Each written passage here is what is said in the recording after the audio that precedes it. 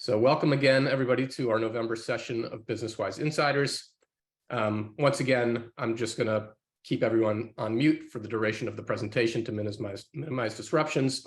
The presentation should last about 20 to 25 minutes, after which we'll divide up into breakout rooms, and you'll have a chance to introduce yourself and ask questions or offer your own perspective on the ideas that we'll cover today. You can also always ask questions in the chat room, in the chat window, and if we can't get to them during the presentation, we'll discuss them afterward. So as Deborah hinted at, today we're going to cover a topic that is both tried and true and yet somehow always new, and that's the role and effectiveness of cold calling in the world of B2B prospecting. And the reason the topic is old is because the questions we'll try to answer today: does cold calling still work?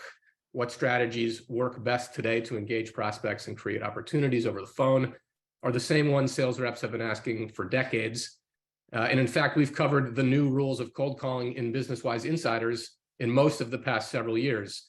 And the reason it's new is that as B2B prospecting landscape continues to shift and evolve, the strategies for how you can use cold calling on its own and in combination with other business development tools are co-evolving, and re-examining them with a fresh set of eyes on a periodic basis always sheds new light on what's working, what isn't, and why, both in cold calling and in business development more broadly. So let's start off by asking ourselves, what is the state of cold calling here at the end of 2022? It's safe to say that cold calling increasingly feels like an uphill battle. Our sales veterans in attendance will remember a time when cold calling was the only and best way to get a hold of a prospect, quote unquote, remotely. It was a time before ubiquitous caller ID, and the amount of time and energy you had to put into cold calling to set appointments was dramatically lower than it is today. Obviously, sales reps have had tools like email and social channels for some time, but those virtual channels and cadences are exponentially more complex and sophisticated than they were even just a few years ago. So it's tempting to revisit some of the same questions that perpetually nag us when it comes to cold calling. And those are: is cold calling worth my time? Do the results justify the investment? Will prospects take my calls? Aren't other channels like email and social better and easier? And ultimately, does cold calling really still work? So let's start out by asking a pretty basic but really important question, and that's: is cold calling dead, as so many claim it to be, or is it still alive and well as a fundamental tool of B2B cold outreach? And I wanted to look at a couple of quotes that encapsulate the arguments on both sides here, as well as a few statistics, and see if we can get to an answer we can agree on. So here's the first quote, which is representative of the cold calling is dead position. Cold calling is dead, or at least it should be. It may have worked in the days before caller ID, but today sales and marketing channels are fragmented, putting consumers in the driver's seat. And you'll see that the reasons on the right for why cold calling is allegedly dead mirror those nagging concerns we talked about just a minute ago. It's outdated, so the assumption is people prefer to communicate over text, email, or social. It's a time waster. The assumption is that the time and energy cold calling requires isn't worth the results. And it's annoying and uncomfortable on both sides. So when you disrupt your prospect with a cold call, you create a negative dynamic that hurts instead of helps. And here's the current counter argument from Anthony Iannarino, who's a sales consultant who writes the sales blog.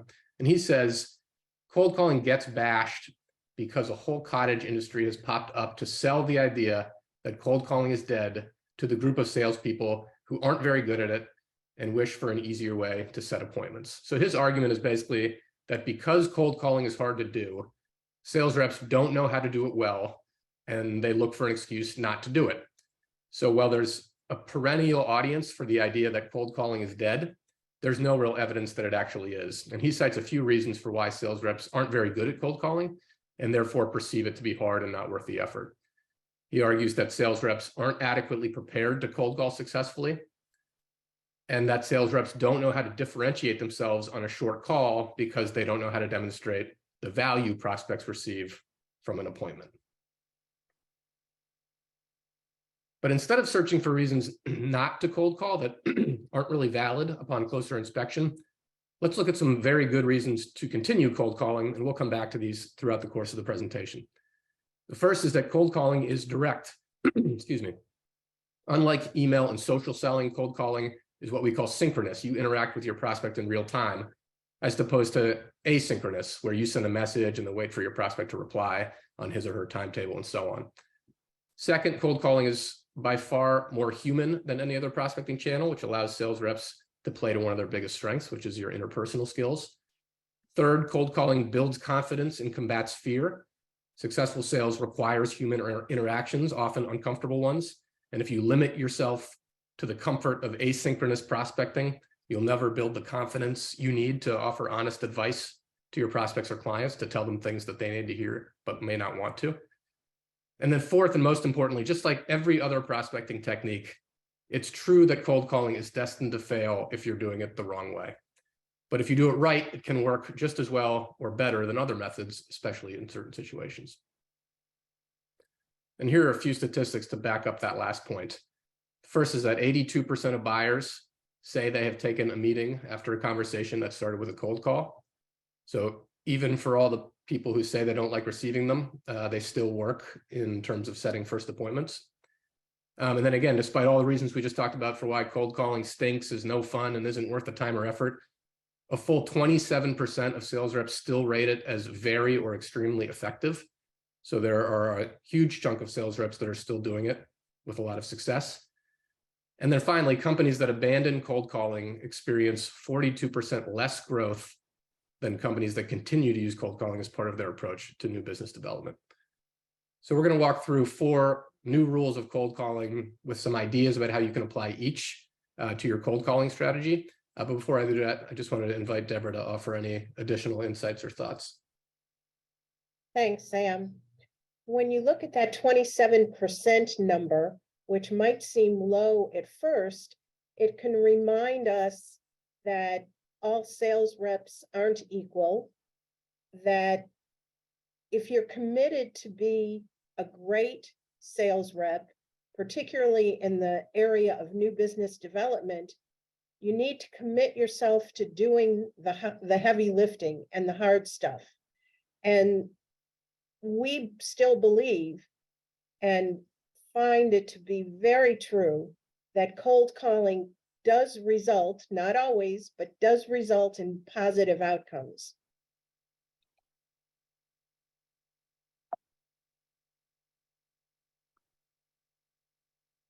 So hopefully we've got you believing in, or at least sympathetic to, the idea that cold calling can work if you follow the rules of the road. So the next question is, what are those rules of the road? And as I mentioned, I'm going to walk you through 4 of them and give you some ideas about how to apply them to your cold calling strategy. And all the concerns and excuses we've looked at boil down to one basic concept, which is that sales reps who dismiss cold calling believe it doesn't work because the results aren't worth the effort. And we can attack that problem from 2 different angles. We can reduce the effort and we can boost the results. So our first rule gets at that first point. In order to bring our effort more in line with our results, sales reps need to master the art of cold calling efficiency.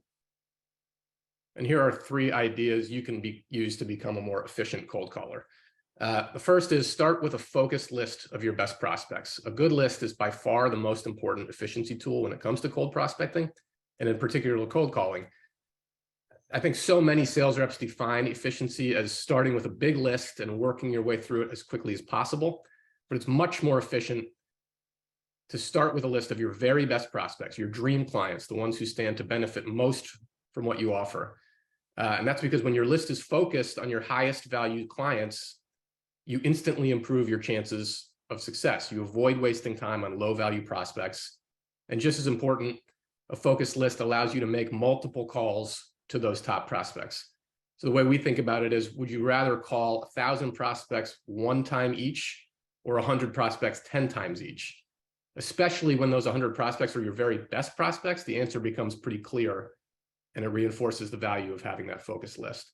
So really think about what a tight cold call list of your 25 or 50 or 100 very top prospects might look like, and use that as a starting point for your cold calling strategy.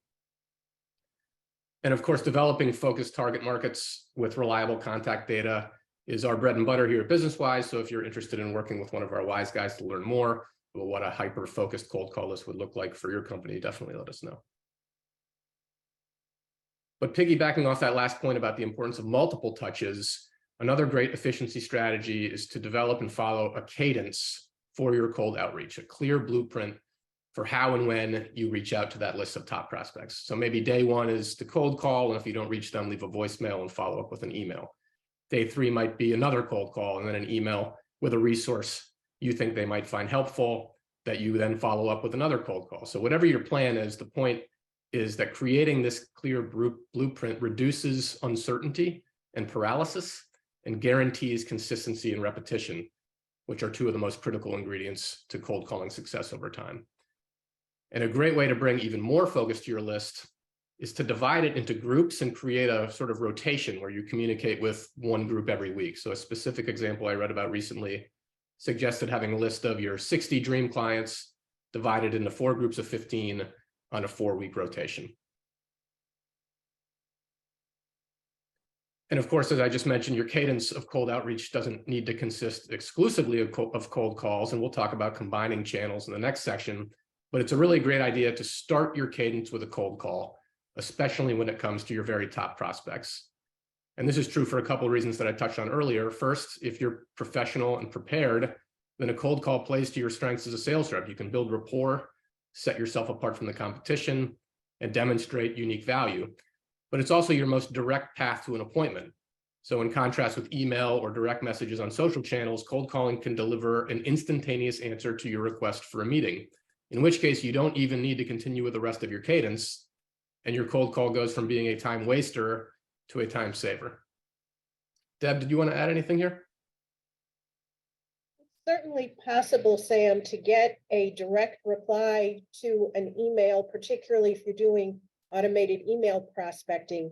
But the difference between that relationship versus a phone call that you've had is that you're getting a lot of other cues from hearing that person's voice, understanding their style, maybe even having a conversation about what's going on in their world. So certainly that opportunity to have an appointment from a phone call is really going to take you to a much higher level first appointment. Definitely. So that brings us to our next new rule of cold calling, and it's one we talk about a lot at BusinessWise, and that's don't be tempted to sell your product on a cold call. When you're on a cold call, your only goal is to set an appointment. Nothing else matters. So you might be asking yourself, isn't the point of sales to sell my product or service? And yes, but it's obviously not quite so simple. The process of new business development entails building as many relationships at the opening of your funnel as possible in order to maximize the number of deals you ultimately close. So here we have the idea that prospecting and business development is a mountain with your product at the top, but your prospect needs a reason to get on the mountain at the first place. And that means setting first-time appointments with prospects who may never buy from you. So then the question becomes, why should a prospect meet even if they never buy? And to answer that question, we really need to get inside our prospect's brain. In all likelihood, your prospect isn't even close to thinking about buying when you reach them on a cold call. Their decision-making framework in that moment is actually pretty simple and small. They want to do things that benefit them, and they want to avoid things that don't. And this is a major reason why you should focus on selling the appointment rather than selling your product or service. When you try to sell your product to a new prospect on a cold call, you're making your job harder than it has to be. You turn that small, simple decision into a big one by forcing your prospect to think about a complicated buying decision just to justify taking an appointment. Second, along the same lines, you give them a reason to say no by allowing them to say, I'm happy with the way things are, or to fall back on one of the other common objections to buying a new product or service. And finally, you immediately put yourself on a different level than your prospects because you're talking about your product or service and they're not remotely thinking about buying. And here are the key points. Remember to stay present. Don't try to close a complex B2B sale when you're at the very beginning of the process. Start small. Present your prospect with a simple, safe decision of whether to set an appointment that might benefit them.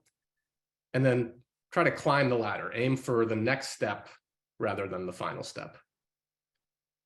Deb, did you want to add anything? I think that's wise advice, Sam, and your prospects haven't taken this class. So their behavior is not going to align with your goals. They're going to keep asking you, well, what do you have and how much does it cost? And you need to find ways to stay on your journey. That's right. And we'll talk a little bit later about how to do that with some scripts you can use to sort of match tonality and stay on task. But before we do that, we're going to turn to our third rule and actually take a step back from a singular focus on cold calling. Think about how and where cold calling fits in with all the other tools and technologies that sales reps have at their disposal these days, because neither synchronous channels like cold calling nor asynchronous channels like email and direct messages exist in a vacuum. Our ultimate goal as sales reps is not to become better cold callers or better emailers. Our goal is to create more connections that turn into opportunities and leads. And by combining cold call with email, we can increase the effectiveness of both channels. So here's a stat that really drives that point home. According to Sales Loft, response rates are 77% lower for prospecting cadences that use only email and 91% lower for prospecting cadences that use only cold calls when compared with multi-channel cadences. So if you're only using the phone or you're only using email, you're getting only a fraction of the responses that you'd get with a multi-channel approach. Now, there are a lot of variables here, from how many channels you use to the length and frequency of your cadences, but it really just can't be overstated how important it is to use more than one channel, because each channel has a clear role to play in your cold outreach cadence.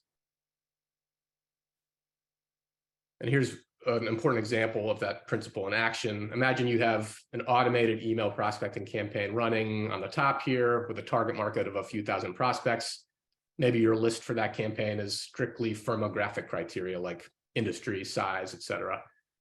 So now that you know you're reaching that list of several thousand prospects with an automated campaign, you can use your cold calling time to focus on a much tighter set of your absolute best prospects.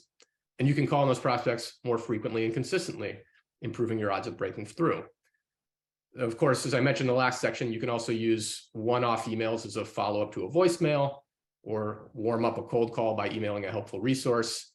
But the point is, there are ways both strategically and in tandem that you can use email and cold call together to increase the effectiveness of both strategies. And the key points are that every prospect communicates differently. In addition to all the reasons we just talked about for why sales reps should continue to cold call, it's a fact that some prospects just prefer to engage over the phone, and you're leaving those opportunities on the table if you give up on cold calling. Secondly, the more often you reach your prospects in different ways, the better odds you have of creating a connection. Your goal is to get the right message to the right prospect at the right time. So maximizing your use of different channels will maximize your odds of accomplishing that goal. And then finally, combining your channels in the right way can make each more effective. You use email to amplify, reinforce, and sharpen cold calling, and vice versa. Deborah, anything from you here? Sometimes people will ask me when to give up. And my feeling about that is only when your prospects tell you to give up, because continuing to try and make those connections makes sense, because you might not be reaching them at the right time or in the right way, but that continued repetition will often surprise you when somebody responds after multiple touches. Right, and it's one of the big reasons that we recommend coming up with a blueprint or a playbook or a cadence or whatever you want to call it. If your strategy involves, oh, I'm just going to sort of randomly cold call an email without a long-term plan that you can stick to, you're much more likely to give up when you haven't received a response within that first week or two than if you have a plan that continues you through the long term. So let's wrap things up with our final rule of cold calling, and that's to write and practice your script. And the key point here is that it has to be the right script for you. An overly rigid script that you're not comfortable delivering can actually hurt your cold calling by locking you into recital mode rather than conversational mode. And here's an admittedly extreme example of what not to do when it comes to cold calling scripts, but as over the top as this example is, it's extremely common for sales reps to get too focused on reading scripts rather than having conversations, which is the opposite of the dynamic you're trying to create on a cold call. Sort of paradoxically, what a script is designed to do is make you more comfortable having a conversation by hitting the right points. So you're not reading, you're memorizing and internalizing and coming up with an arsenal of things that you can use to keep the conversation on track. So what script should you use? What are the magic words that sales reps can deploy to engage and set a meeting with their best prospects? At BusinessWise, we have a set of scenario-based scripts that we use, and we cover those in a separate insider session. But rather than focusing on the words you need to say, your focus should really be on the goals you want to achieve. Starting a conversation with a prospect where you can differentiate yourself by providing value. And there's more than one way to get there. Whatever script you use, it should be one that you can use comfortably and confidently. And the fact of the matter is, you'll need to try a bunch of different approaches to find the right one for you. So here are just a few ideas to consider trying. One option is to start out with an extremely familiar introduction. Hi, this is Sam from BusinessWise. How's your day going? Now, this is not for everybody, but a lot of people find that it sets a casual tone, it gets your prospect talking, and it gives you a moment to read their tonality and figure out how to dive into your pitch. The next two are obviously two takes on the same approach. Either ask for permission, do you have a few minutes to speak with me? Or don't ask for permission. Start out with something just to be conscious of your time and dive into your value proposition, or I was doing some research and I found. And the point here is different approaches are going to work for different people. And I would encourage you to see what's out there in terms of why these work for different sales reps and pick the approach that most aligns with your general vibe and approach. Focus on their priorities. So typically when I talk to people like you, they tell me they're focused on X or Y. Which of those is bigger for you? A really important point is to prepare for the question, what do you do? What is BusinessWise? Tell me more about your product. And this is a trap, as Deborah mentioned earlier, that you really want to avoid falling into. There's so tempting to want to talk about your product or service, especially if your prospect is asking about it. But coming up with a script for how to handle that steers it back to the goals you help your prospects achieve and the problems you help them solve is critical. So here's just one example. Great question. Here's a story that might help. Another VP of sales was recently facing X problem and they used us too. And then finally, one method that I thought was interesting was to use your initial questions to aim for yes answers, because the more often a prospect says yes, when they get to the real meat of the conversation where you ask them for 15 minutes on their calendar, they're more likely to say yes to that. So are you still the VP of sales? Is this a problem you guys are experiencing right now? Other questions that you are highly likely to elicit a yes answer. And again, not all of these will work for everyone. Some of you may have strong feelings about whether these approaches even work, and that's fine. The more ideas you consider, the more approaches you try, the more likely you are to find a script that you can deliver confidently. And finally, I didn't include it on this slide, but have a script for voicemail. Every cold caller knows from experience that the vast majority of calls go to voicemail. So there's no excuse not to have a go-to script as a central part of your outreach cadence. And then finally, when it comes to being comfortable and confident, it's really critical to practice. And I know the idea of role play is a turnoff for a lot of sales reps, but here's a quote from Jason Bay of Outbound Squad that I think frames the idea of practice in a different and really thought-provoking way. Sales amateurs practice on prospects. Sales professionals would not dare waste a prospect's time in that way. And just some quick practice ideas. Practice by yourself. Simply repeating your scripts until you can deploy them effortlessly will go a long way toward improving your tonality and confidence. And your aim should be to be positive, energetic, and real. Practice with your peers, of course, to improve your objection handling skills. And make practice harder than the real thing. Because when your role plays are difficult, then your real cold calls will seem easy in comparison. Deb, did you want to wrap up with any additional thoughts or insights? Well, you know that I'm a big proponent of role play, and we at BusinessWise do it every week. And in addition, I want to remind everybody to schedule cold calling on your calendar. The amount of time you're going to spend on it will differ from rep to rep or company to company, and that's fine. But put it on your calendar. And then most important, honor your commitment to yourself. Just like you wouldn't automatically cancel an appointment with your best client or prospect. Don't cancel your appointments with yourself to do your cold calling. Whatever time you think you need to commit, put it on your calendar and honor that. Thanks, Deb. I'm going to open up the breakout rooms in a second, so I would encourage everyone to stick around, say hi, introduce yourself, and ask questions. But thanks again for attending, everybody, and have a great day and the rest of your week.